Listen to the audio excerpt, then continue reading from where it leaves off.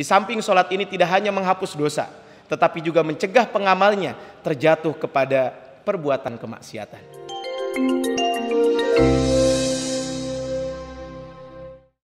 Sholat yang paling utama setelah sholat fardu adalah sholat malam. Dan ternyata keistimewaannya sangat besar. Di samping sholat ini tidak hanya menghapus dosa, tetapi juga mencegah pengamalnya terjatuh kepada perbuatan kemaksiatan. Rasulullah menyampaikan dalam sebuah hadis, riwayat Imam At-Tirmidzi, disebutkan, alaikum biqiyamil lail, hendaklah kalian selalu menjalankan sholat malam. Ini perintah dari Nabi SAW. Kita disuruh untuk selalu menjalankan sholat malam. Fa innahu da'bus salihina qablakum. Karena kebiasaan, karena sholat malam itu merupakan kebiasaan orang-orang soleh sebelum kalian. Wa qurbatun ila rabbikum. Ini juga cara bagaimana mereka mendekatkan diri kepada Allah Subhanahu wa taala. Wa mukaffiratun lisayyi'at, dan untuk mencegah dia, untuk menghapus kejelekan. Wa manhatun lil itsmi, dan mencegah dari perbuatan dosa. Salafus saleh dahulu, di antaranya Al-Imam Taus bin Kaisan.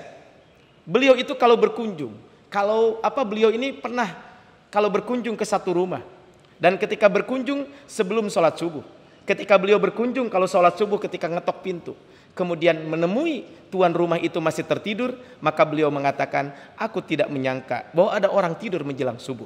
Ini saking pentingnya kaitan dengan qiyamul lail ini. Kaum muslimin, ya, rahimakumullah, ya, bahwa kalau kita berbicara tentang ini, sesungguhnya Allah Subhanahu wa taala dengan sifat Rahman dan Rahimnya, Allah Subhanahu wa taala dengan kasih sayangnya kepada kita, memberikan kepada kita amalan-amalan istimewa, yang mana amalan-amalan tersebut jika kita bisa menjalankannya, maka pahalanya seperti kita menjalankan qiyamul lail. Tapi bukan berarti bahwa dicukupkan kita dengan menjalankan amal ini, enggak. Bisa jadikan karena kita kelelahan, karena kita ada uzur syar'i dan lain sebagainya, sehingga kita tidak bisa menjalankan qiyamul lail, tapi ternyata ada amalan-amalan yang mana amalan ini jika kita menjalankannya, maka kita akan mendapatkan pahala seperti orang menjalankan qiyamul lail. Kaum muslimin rahimani wa rahimakumullah. Dari sahabat Abu Umamah Al-Bakhili, Rasulullah SAW menyampaikan, man halahul lailu an yukabidahu au bukhlun bil mali an yunfiqahu. Barang siapa yang dicegah oleh istirahat malamnya untuk melakukan ibadah, dan kebakhilan terhadap harta untuk berinfak. Kemudian kata Rasulullah, au jubnun anil adui an yuqatilahu. Kemudian juga atau dia merasa ketakutan kepada musuh untuk memeranginya. Apa kata Rasulullah? Fal yuksir min subhanallahi wa bihamdi. Maka hendaklah dia memperbanyak ucapan subhanallahi wa bihamdi. Fa innaha ahabba ilallahi min jabali dhahabin yunfiquhu fi sabilillah. Karena ucapan tersebut lebih besar, lebih aku cintai daripada dia berinfak, ya, dengan emas sebesar gunung, dan itu adalah dia lakukan di jalan Allah Subhanahu wa taala. Artinya bahwa kaum muslimin rahimani wa rahimakumullah, ini merupakan satu motivasi buat kita semuanya. Sekali lagi bukan berarti dengan amalan ini kita cukupkan dengan amalan ini tidak menjalankan qiyamul lail, enggak. Qiyamul lail adalah ibadah yang sangat istimewa, tetap kita jalankan. Tetapi seandainya kita tidak mampu menjalankan itu karena ada udzur syar'i, bisa jadi mungkin karena malam kelelahan dan lain sebagainya, atau mungkin bisa jadi karena kita sakit dan lain sebagainya, tidak bisa menjalankan ini, maka jangan sampai kita melupakan amalan-amalan ini. Dan seandainya kita menjalankan qiyamul lail, amalan-amalan ini tetap bisa kita jalankan. Apa saja amalan tersebut? Yang pertama, melaksanakan sholat isya dan sholat subuh berjamaah. Utsman bin Affan radhiyallahu anhu mengatakan, Rasulullah SAW bersabda, man shallal isya fi jama'atin. Kata beliau, siapa yang menjalankan sholat isya berjamaah, kana kaqiyami nisfi lailatin, maka seperti dia menjalankan qiyamul lail setengah malam. Wa man shallal isya wal fajr fi jama'atin, siapa yang menjalankan sholat sunnah, sholat isya dan sholat subuh berjamaah, kana kaqiyami lailatin, maka seperti dia menjalankan qiyamul lail semalam suntuk.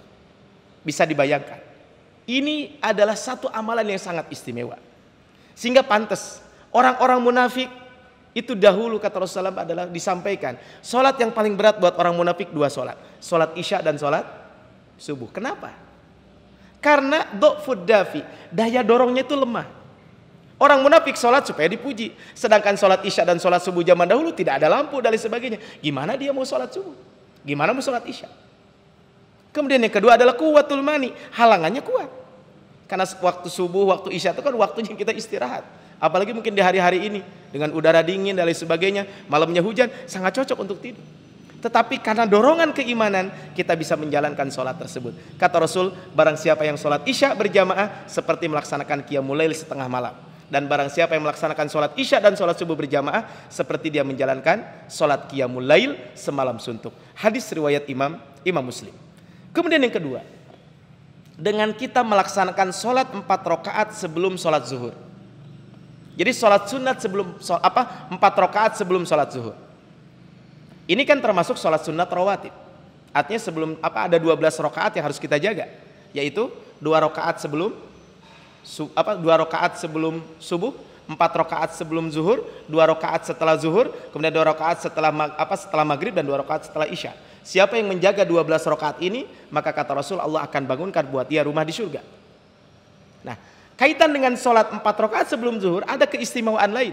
Kata Rasul, arba'u rakaatin qabla dhuhri, melaksanakan 4 rakaat sebelum zuhur, ya'dil nabi sholatis sahar, maka sama saja dengan sholat menjelang subuh. Artinya sama dengan melaksanakan sholat malam. Hadis ini diriwayatkan oleh Imam Ibn Abi Syaibah di dalam musannafnya. Dan di antara keistimewaan sholat qobliyah sebelum zuhur juga disebutkan, arba'un qabla dhuhri tuftahu lahunna abwabus sama. Sholat 4 rakaat sebelum zuhur akan dibukakan pintu-pintu langit. Hadis riwayat Imam Abu Daud dan riwayat Imam At-Tirmidzi. Karenanya Nabi SAW selalu konsisten menjalankan sholat qobliyah zuhur ini. Seandainya ada kesibukan yang beliau lakukan, dan ternyata ketika beliau datang ke masjid, iqomah dikumandangkan, beliau belum sempat melaksanakan qobliyah, maka Rasulullah SAW menjalankan 4 rakaat qobliyah tersebut setelah beliau menjalankan sholat zuhur. Ini menunjukkan tentang keistimewaan sholat qobliyah zuhur seperti ini.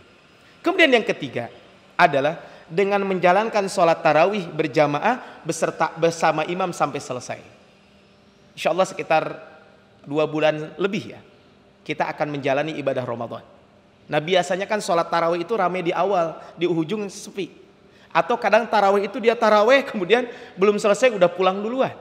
Maka kita niatkan dari sekarang, sholat tarawih kita jalankan, yaitu dari mulai imam takbiratul ihram sampai selesai. Dalam sebuah hadis, Abu Dzar Al-Ghifari radhiyallahu anhu, sahabat Nabi SAW, kami berpuasa bersama Nabi SAW pada bulan Ramadan. Beliau tidak sholat malam bersama kami hingga tersisa 7 hari. Artinya berarti ketika malam 23 kurang lebih. Maka Rasulullah SAW ketika itu sholat bersama kami sepertiga malam. Bayangkan, sepertiga malam sholat Rasulullah SAW. Ya kalau sekarang malam itu adalah 10 jam, berarti sholat malamnya sekitar 3,5 jam. Kemudian pada sisa hari yang ke-6, artinya sekitar malam 24, maka beliau sholat bersama kami dan sholatnya itu adalah setengah malam. Ya, sholat malam bersama kami adalah setengah malam. Kemudian ketika itu, ya, seorang sahabat berkatakan, wahai Rasulullah, sudikah besok pada malam ke-25 janganlah dengan setengah malam, tanggung sholat aja bersama kami 1 malam suntuk dari ba'da isya sampai menjelang subuh. Kemudian Rasul menyampaikan, innar rajul, kata Rasul, sesungguhnya seseorang idza shalla ma'al imam hatta yansharif, seandainya dia sholat beserta imam sampai selesai, artinya sholat tarawih beserta imam sampai selesai, husibalahu qiyamul lailatin, akan dicatat oleh Allah Subhanahu wa taala seperti dia menjalankan qiyamul lail semalam suntuk. Hadis riwayat Imam Ahmad, Imam Abu Daud, Imam Tirmidzi, Imam Nasai dan Imam Ibnu Majah.